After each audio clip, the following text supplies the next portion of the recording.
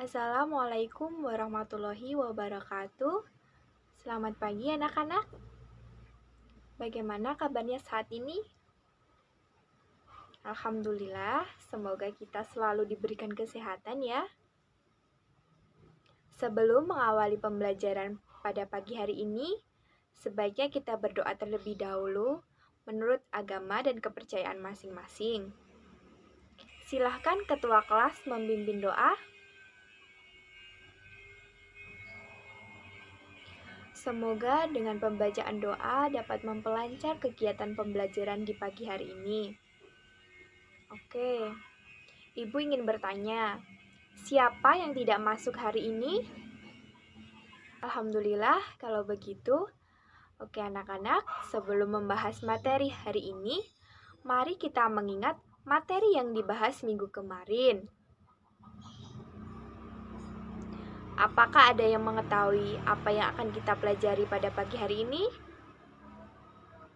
Ya, benar sekali. Kita akan membahas mengenai cerita anak. Nah, topik dari cerita anak ini kita akan mempelajari cerita dongeng.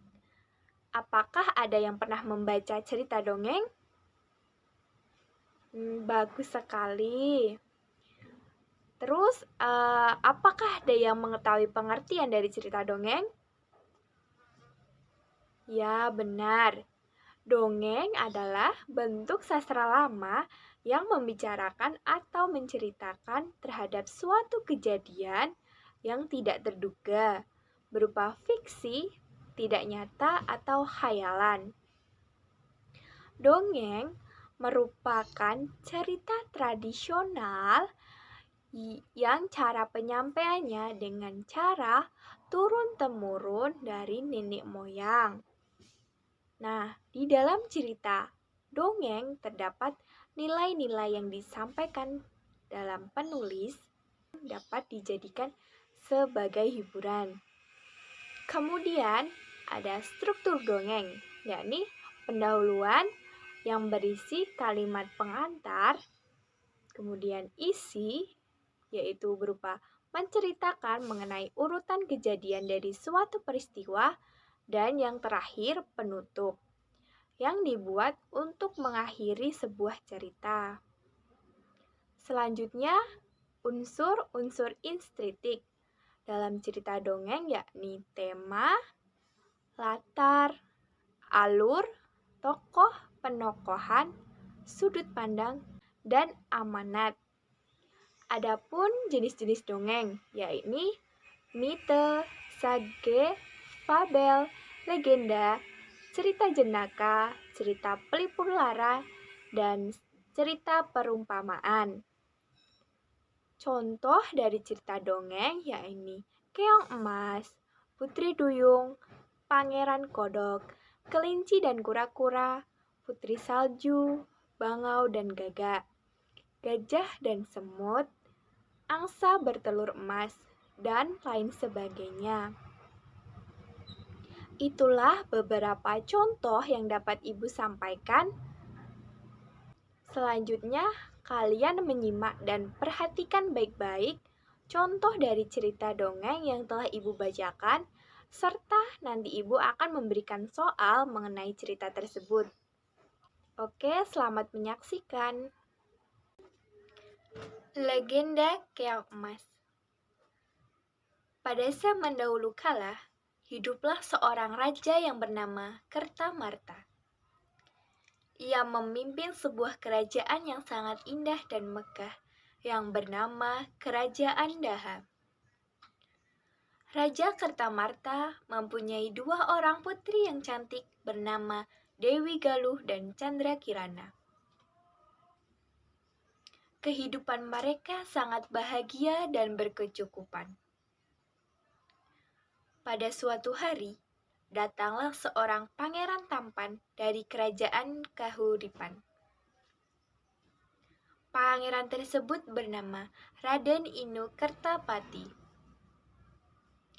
Kedatangan pangeran ke kerajaan Daha untuk melamar salah satu putri raja, yaitu Candrakirana. Kedatangan dan maksud pangeran sangat disambut baik oleh Raja Kertamarta. Putri Candrakirana pun menerima lamaran Pangeran Kertapati. Karena pertunangan itulah membuat Dewi Galuh merasa sangat iri. Ia menaruh hati pada Pangeran Kertapati dan merasa dirinya lah yang lebih cocok untuk menjadi tunangannya. Dari perasaan inilah kemudian berkembang menjadi perasaan benci. Dewi Galuh mulai merencanakan untuk menyingkirkan Candrakirana dari kerajaan. Suatu hari, secara diam-diam, Putri Dewi Galuh pergi menemui seorang penyihir jahat. Ia meminta bantuan kepada penyihir itu untuk menyingkirkan Candrakirana dan menjadi sesuatu yang menjijikan, sehingga Raden Inu menjauhinya. Ia pun berharap menjadi pengganti Candrakirana sebagai tunangannya. Penyihir pun menyetujui permintaan Dewi Galuh. Namun, penyihir tidak dapat masuk istana karena akan menimbulkan sebuah kecurigaan.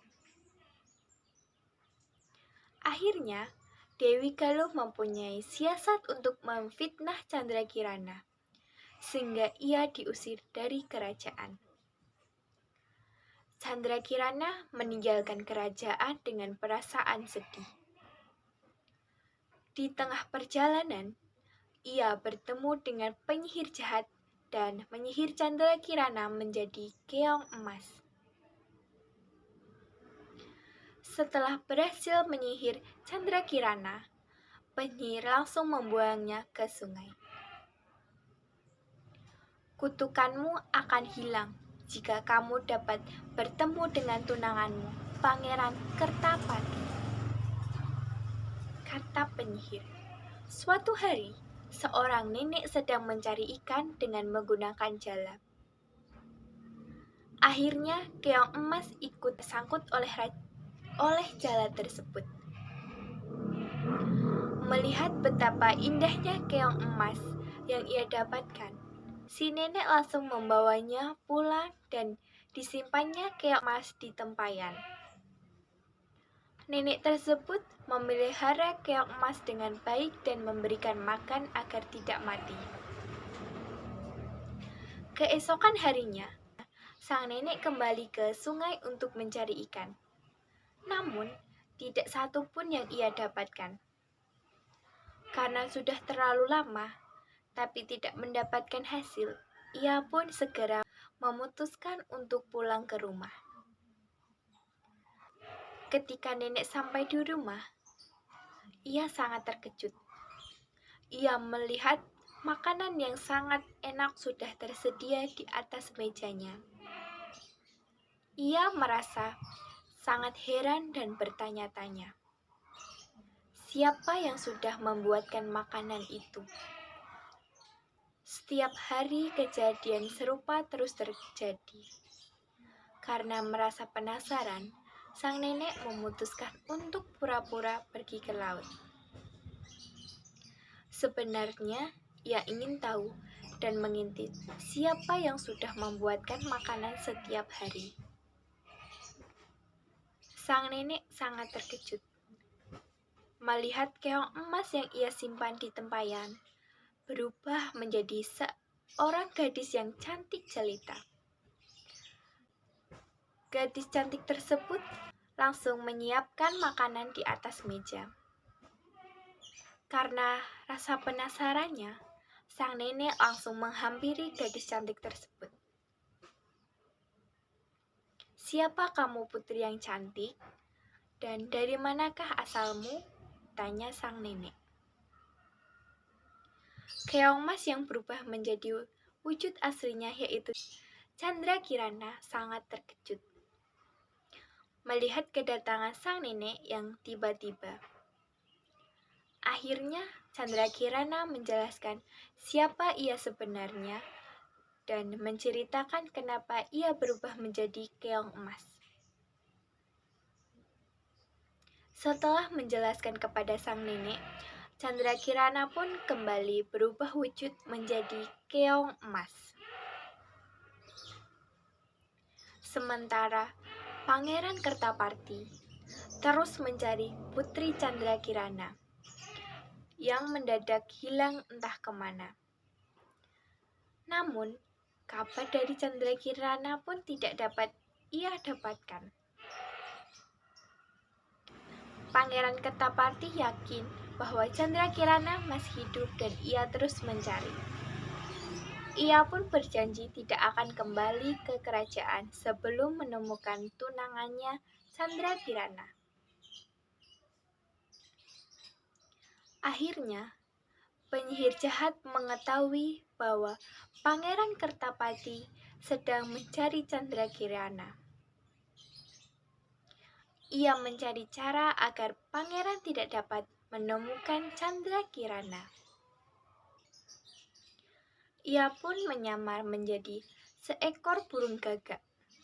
Di tengah perjalanan, Pangeran Kertaparti dikejutkan oleh burung gagak yang dapat berbicara. Burung gagak tersebut mengetahui tujuannya. Pangeran yang merasa senang dan menganggap burung tersebut tahu di mana keberadaan Candrakirana. Ia pun mengikuti petunjuk yang diberikan burung gagak. Padahal, petunjuk jalan tersebut bukan petunjuk yang benar. Pangeran Kertapati mulai kebingungan dengan petunjuk yang diberikan oleh burung gagak. Di tengah perjalanan, ia bertemu dengan seorang kakek tua yang sedang kelaparan. Ia segera memberikan makanan kepada sang kakek tersebut. Ternyata kakek tersebut adalah seorang kakek yang sakti dan menolong Pangeran Kertapati dari burung gagak. Kakek itu memukul burung gagak dengan tongkatnya, dan tiba-tiba burung gagak itu berubah menjadi asap. Kakek tersebut memberikan petunjuk jalan kepada Pangeran Kertapati, dan Pangeran Kertapati segera menuju desa Dadapan. Berhari-hari ia menempuh perjalanan, namun di tengah perjalanan, bekalnya sudah habis. Ia merasa sangat kehausan. Ia pun melihat sebuah rumah dan segera menuju ke rumah tersebut. Ia berniat untuk meminta segelas air. Namun, bukannya hanya air yang ia dapatkan, tetapi Candrakirana yang ia cari. Ia melihat tunangannya dari jendela sedang memasak. Akhirnya, Pangeran Raden dapat menemukan Candrakirana. Ia merasa sangat senang. Begitu pula dengan Candrakirana yang berhasil menghilangkan kutukannya.